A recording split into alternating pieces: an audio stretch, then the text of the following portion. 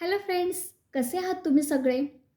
आठवतं आहे मी कालच्या व्हिडिओमध्ये सांगितलं होतं की आपल्या मुलांचे मार्क्स नाही ठरवत की आपले मुलं यशस्वी झाले की अपयशी. आपले मुलं भविष्यात आपलं नावलौकिक कमवणार की नाही.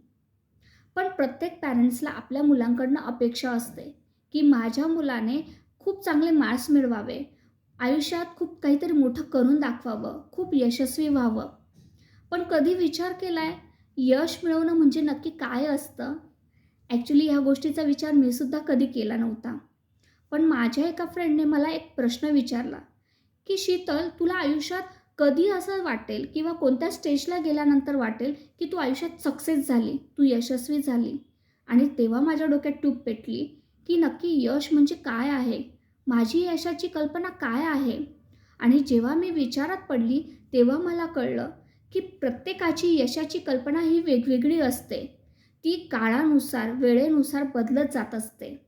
म्हणजे फॉर एक्झाम्पल, एखादा कॉलेजचा स्टुडंट असेल, त्याला असं वाटेल, की मी खूप छान मार्क्स मिळवले ना, म्हणजे मी यशस्वी झालो. एखादा डॉक्टर असेल, त्याला असं वाटेल, की मी खूप मोठं हॉस्पिटल बांधलं आणि माझ्या हॉस्पिटलमध्ये खूप सारे पेशंट बरे झाले, तर मी यशस्वी झालो. एखादा इंजिनियर असेल, त्याला असं वाटेल, की मी स्वतःचं मार्केटमध्ये इंजिन तयार केलं, तर मी यशस्वी झालो.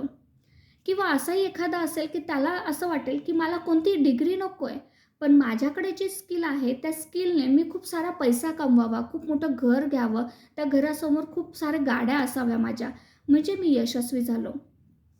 एखादा व्यक्ती असाही असेल, की त्याचं म्हणणं असेल असेल, की मी समाजकार्य करावं आणि समाजामध्ये माझं नावलौकिक कमवावं, म्हणजे मी यशस्वी झालो. किंवा असाही एखादा असेल, की त्याला असं वाटेल, की मी काहीतरी जगावेगळं करावं आणि जगाच्या हितासाठी करावं. म्हणजे फॉर एक्झाम्पल अर्जुन देशपांडे. अर्जुन देशपांडे कोण आहे याची एक स्पेशल व्हिडिओ मी नक्कीच लवकर घेऊन येईल.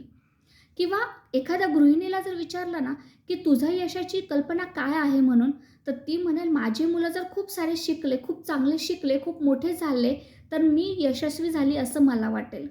म्हणजेच काय, की प्रत्येकाच्या यशाच्या कल्पना ज्या आहेत ना, त्या अगदी वेगवेगळ्या आहेत आणि त्या काळानुसार, वयानुसार, वेळेनुसार बदलत जात असतात. बरोबर आहे की नाही? मग तुम्ही मला सांगा, की यश म्हणजे काय? एक ठिकाण आहे का? की त्या ठिकाणापर्यंत पोहोचलो म्हणजे आपण यशस्वी झालो. बस आता पुढे जायचं नाहीये. आता काही करायचं नाहीये. आता मला यश मिळालं, आता संपलं सगळं. म्हणजे फॉर एक्झाम्पल, कौन बनेगा करोडपती? कौन बनेगा करोडपतीमध्ये करोडपती तर बनून जातो, पण नंतर बघितलं की त्याच्याकडे काहीच नाही राहत. म्हणजे तो तिथे यशस्वी झाला होता, नंतर आयुष्यामध्ये अयशस्वी ठरला. असं का? असं नकोय. ॲक्चुअलमध्ये एक छोटंसं उदाहरण देते. एखादा डॉक्टर आहे. त्या डॉक्टरचं असं टार्गेट असेल, की मी खूप मोठं हॉस्पिटल बांधावं. त्याने हॉस्पिटल बांधलं.